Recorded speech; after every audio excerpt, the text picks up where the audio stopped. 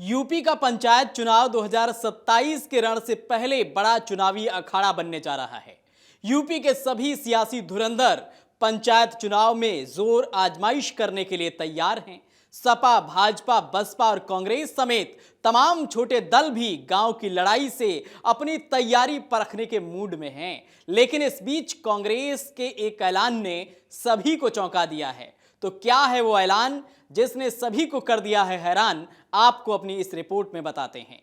कांग्रेस ने हाल ही में ऐलान किया है कि वह यूपी का पंचायत चुनाव अकेले दम पर लड़ेगी। साथ ही यह भी बता दिया है कि 2027 के विधानसभा चुनाव में सपा या बसपा के साथ गठबंधन होगा, यह पंचायत चुनाव के बाद केंद्रीय नेतृत्व ही तय करेगा।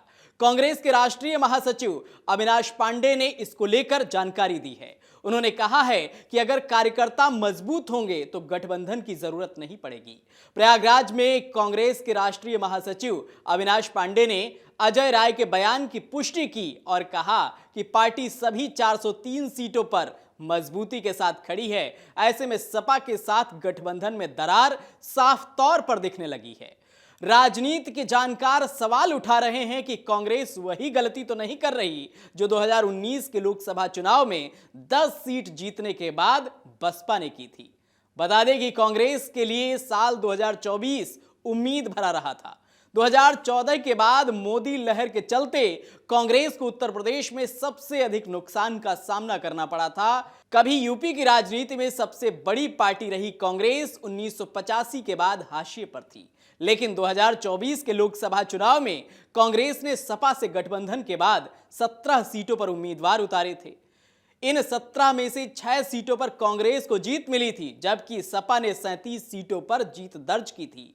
लेकिन लोकसभा चुनाव के बाद गठबंधन में सब कुछ सही नहीं चल रहा। कहां पेच फंसा हुआ है, अब इसको लेकर भी चर्चा कर लेते हैं। यूपी के विधानसभा चुनाव में अभी काफी वक्त बाकी है, लेकिन बीते कुछ दिनों में कांग्रेस के कई बड़े नेताओं ने ऐसे बयान दिए हैं जिससे सपा कांग्रेस के गठबंधन पर सवाल उठने लग गए हैं। कांग्रेस ने पंचायत चुनाव में अपना दमखम दिखाने का फैसला कर लिया है।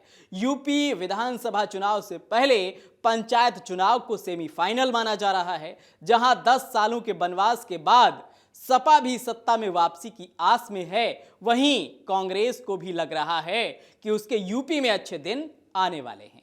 इसलिए कांग्रेस अब अखिलेश यादव से अपनी शर्तों पर गठबंधन करना चाहती है।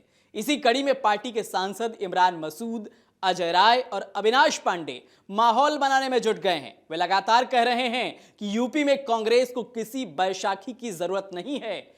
अब कहा यह जा रहा है कि क्या कांग्रेस बसपा की तरह गलती कर रही है, तो यह जान लेना भी जरूरी है कि आखिर ऐसा क्यों कहा जा रहा है। तो यह जग जाहिर है कि सपा और बीएसपी की यूपी में दुश्मनी पुरानी है, जो 2 जून 1995 को गेस्ट हाउस कांड के बाद शुरू हुई थी। लेकिन मोदी लहर में दोनों पार्टियों ने अपना वजूद बचाने के लिए 24 साल बाद 2019 के लोकसभा चुनाव में गठबंधन कर लिया। कारण था बीएसपी को 2014 के लोकसभा चुनाव में 0 सीट मिली थी, वहीं सपा को 5 सीटें मिली थी। लेकिन प्रचंड मोदी लहर में भी मायावती और अखिलेश का यह गठबंधन रंग लाया और सपा बीएसपी ने 15 सीटों पर कब्जा किया। हालांकि सपा को फायदा कम हुआ था, वहीं बीएसपी ने 10 सीटों पर जीत दर्ज की थी। लेकिन 2022 के विधानसभा चुनाव में गठबंधन टूट गया था और बीएसपी को मात्र 1 सीट मिली थी। वहीं 2024 के लोकसभा चुनाव में बसपा अपना खाता भी नहीं खोल पाई थी। अब माना जा रहा है कि कांग्रेस जिस तरह का कदम उठा रही है, कुछ वैसा ही फैसला ये हो सकता है जैसा कि मायावती ने लिया था। अगर कांग्रेस की बात करें तो सपा से गठबंधन के बावजूद यूपी में कांग्रेस अपने सबसे बुरे दौर से गुजर रही थी।